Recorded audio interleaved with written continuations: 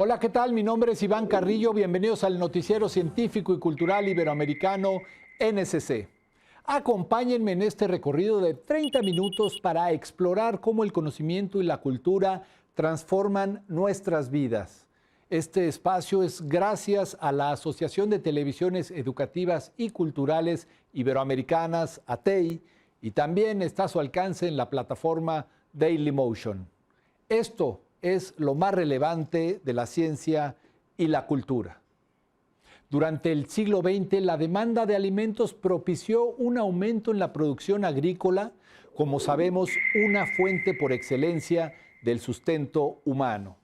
Esta alta demanda vino acompañada del uso indiscriminado de agroquímicos y fertilizantes en lo que se conoce como la Revolución Verde, una revolución que hoy está pasando la factura a la humanidad.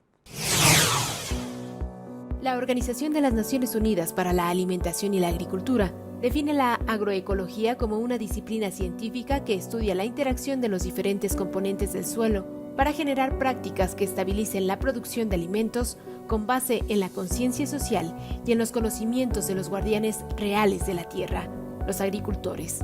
En México, el uso de este concepto se ha visto frenado por la llamada Revolución Verde, que se impulsó en la segunda mitad del siglo XX y que tenía como objetivo principal aumentar la productividad.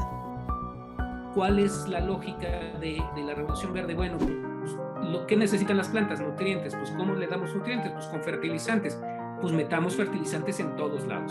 El suelo en realidad es un sustrato y nosotros metemos los fertilizantes, ¿no? Y cuando tenemos esos fertilizantes, ¿cuál es el problema? Bueno, pues que hay otras plantas que no nos gustan, que se aprovechan de esos fertilizantes. Bueno, pues entonces metemos pesticidas, ¿no? Y entonces ponemos por un lado fertilizante y por otro ponemos el veneno para tener una mayor eficiencia de producción, ya sea aquí o en el desierto de Gobi.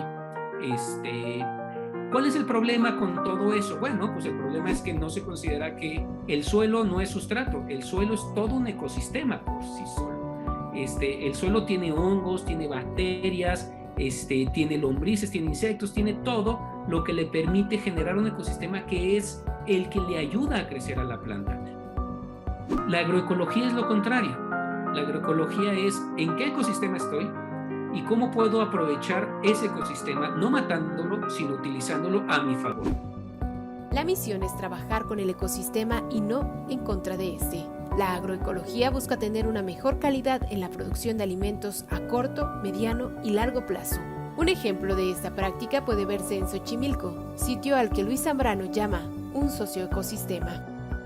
Xochimilco es el mejor ejemplo de cómo se puede generar desarrollo sin tener que destruir el ambiente, sin tener que reducir los beneficios que el ambiente nos da a la sociedad, ¿no?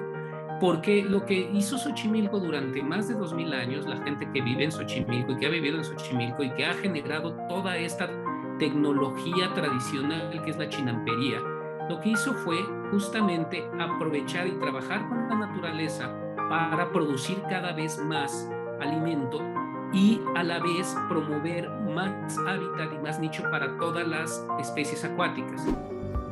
El biólogo mexicano es coautor del libro Xochimilco en el siglo XXI, editado por Turner, en el que muestra un diagnóstico de las prácticas milenarias y actuales en este ecosistema, como la siembra de aguejotes y la creación de refugios para las especies nativas, que pueden ser una cura para la restauración de la naturaleza. Sin embargo, también presenta un panorama de cómo esta zona se ha visto afectada por la urbanización, el turismo y la modificación de chinampas en canchas de fútbol.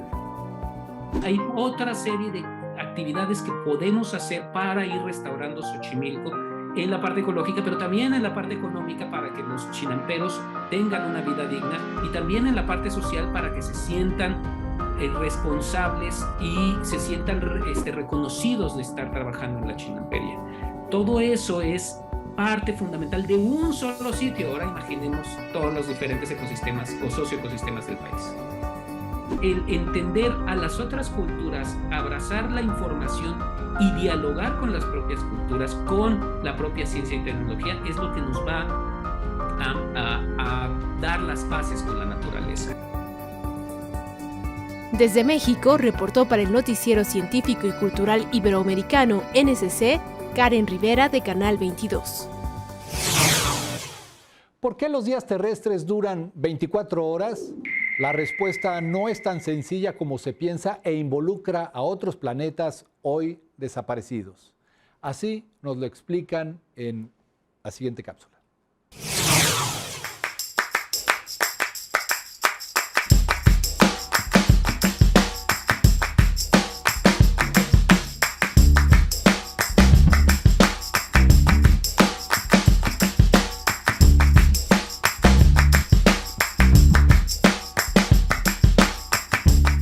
Hola amigos de Acua Te Cuento, bienvenidos a el primer capítulo de esta historia que les vamos a contar. Si no fuera por lo que pasó hace más o menos unos 13.700 millones de años atrás, esta historia hoy no tendría comienzo. Todos los elementos que hacen parte hoy de nuestro planeta y de nuestro universo estaban contenidos en un espacio tan pequeño como este.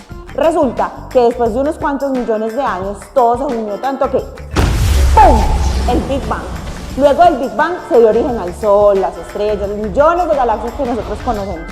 Pero resulta que la Tierra no estaba sola. La Tierra compartía su espacio y su órbita con otro planeta que se llamaba Theia. La Tierra y Theia estaban orbitando muy cerca. Claro que cerca, en términos del espacio es en realidad muy lejos.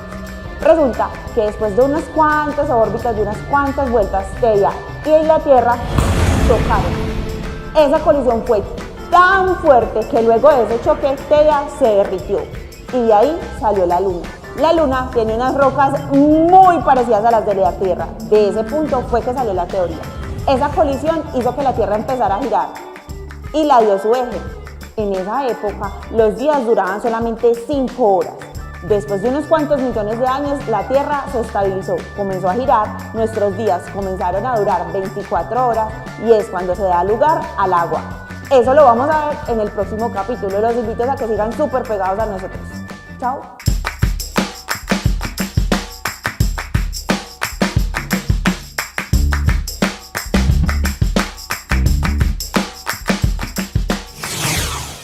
Y ya que estamos en las preguntas curiosas, vamos a incursionar en la historia de la religión.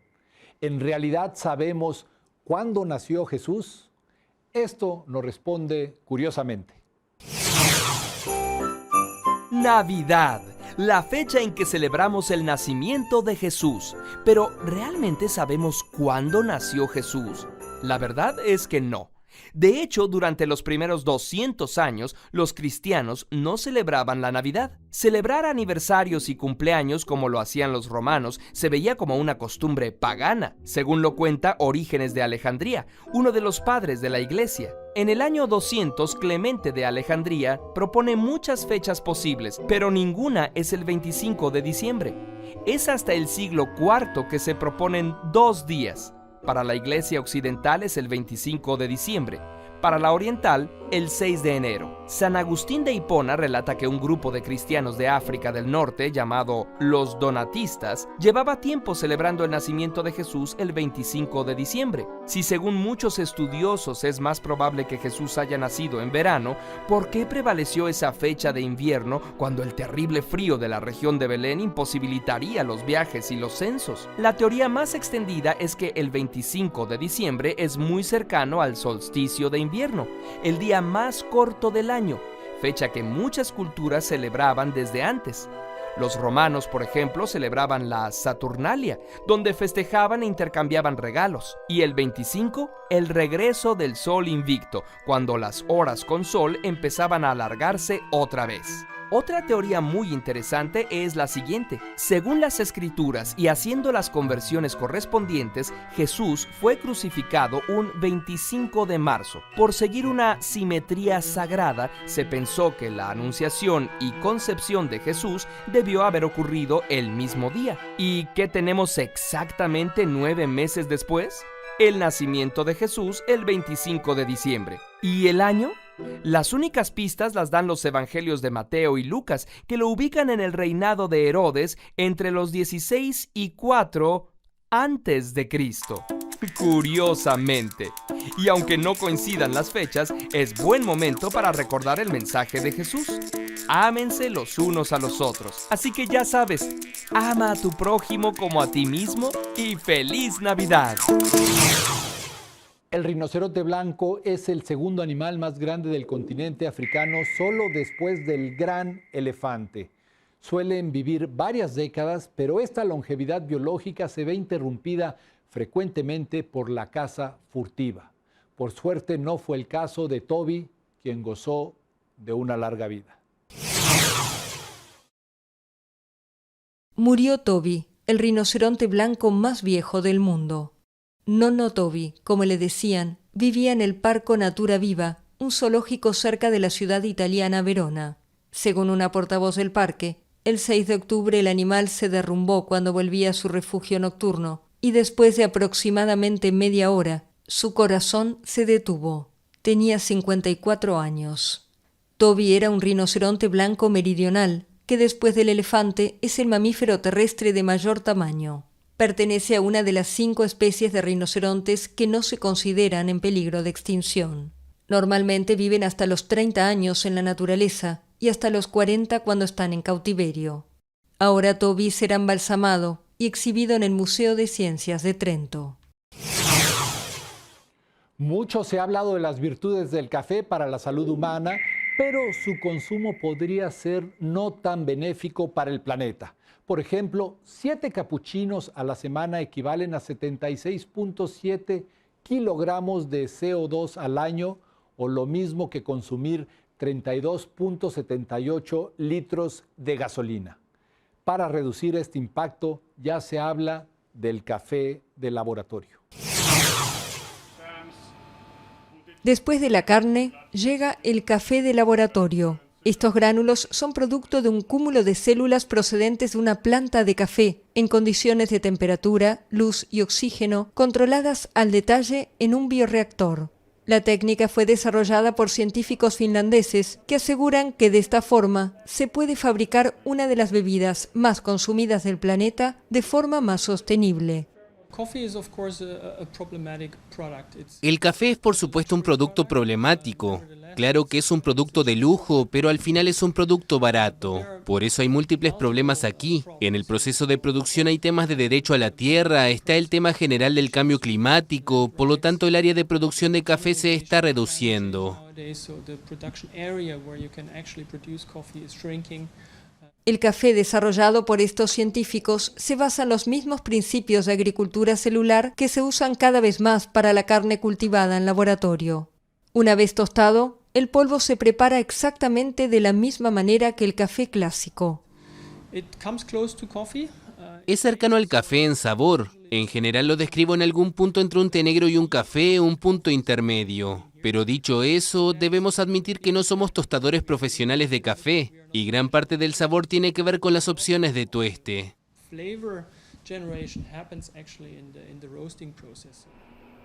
Los investigadores estiman que se precisarán al menos 4 años para que el café de laboratorio llegue a los estantes de los supermercados.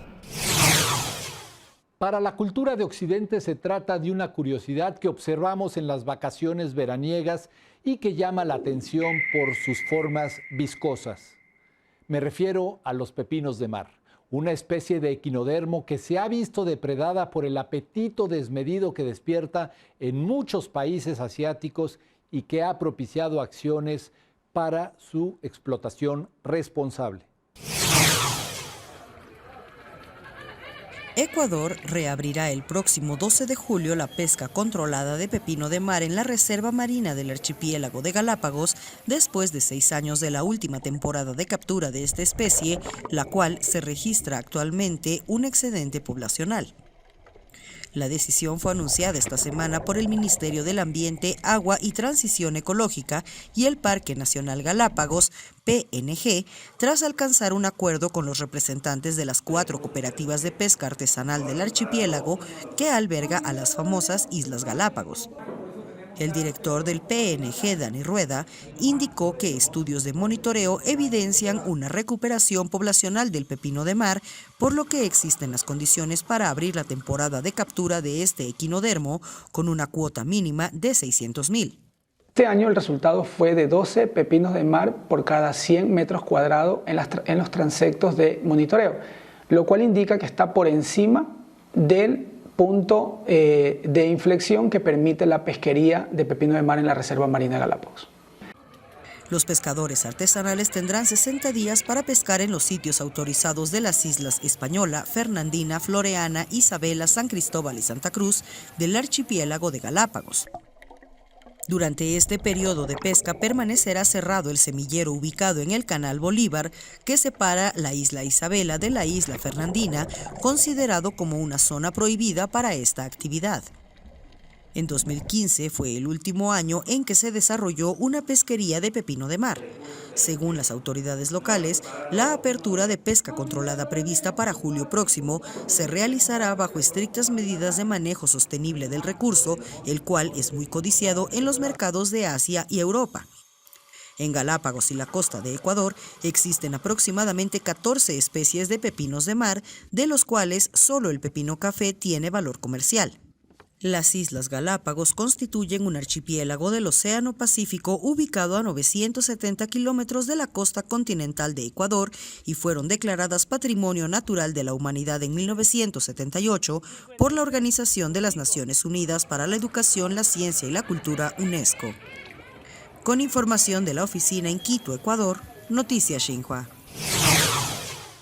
En Extremadura, España, renace la iglesia de San Martín de Plasencia después de un arduo trabajo de restauración iniciado a raíz del incendio que el recinto sufrió en agosto del 2020.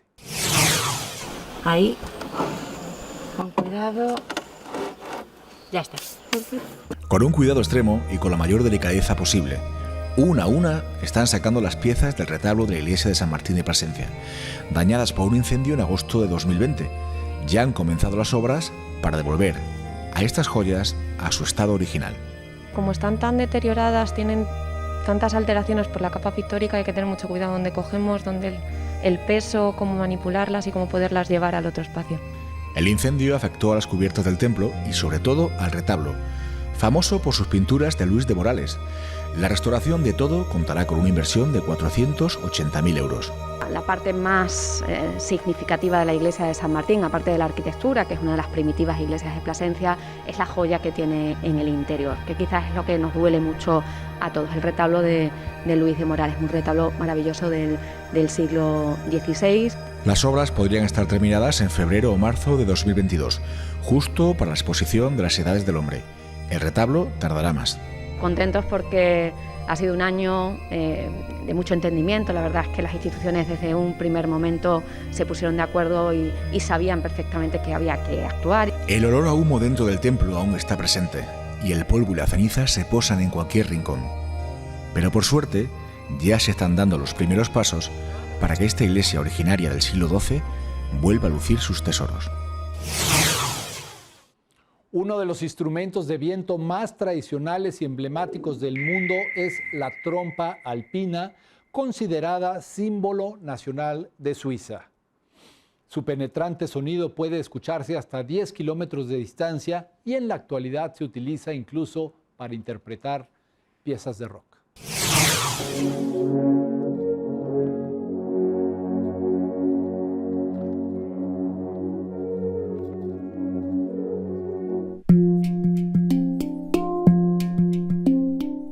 It was like really, as I said before, it was kind of lame, the folklore, but now it's like making really a comeback. No, yes, it's correct, huh?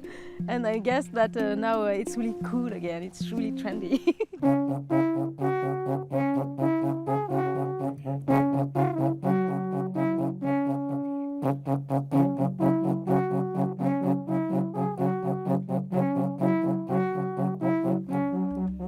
Ich bin aus Holland. From Manchester in the UK, in England. Ich komme aus Deutschland und uns gefällt die Alphorn, das Alphornspielen und deshalb kommen wir her.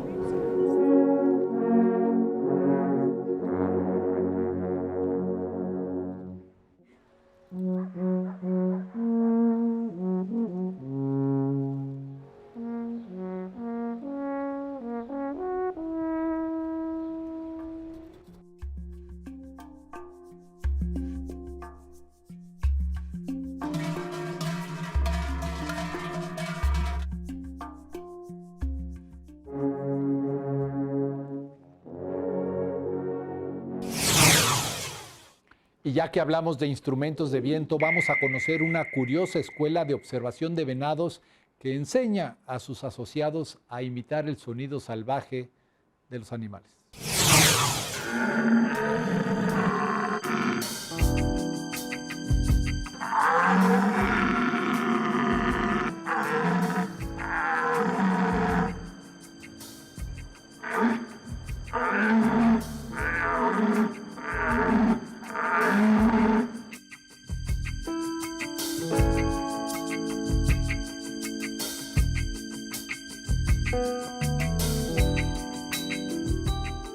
Nein, das ist also ein ganz großer Irrtum, dass alle Hirsche, die gerufen werden, auch geschossen werden, sondern das Hirschrufen machen wir zum Beobachten, zum Zählen und in den seltensten Fällen zum Schießen.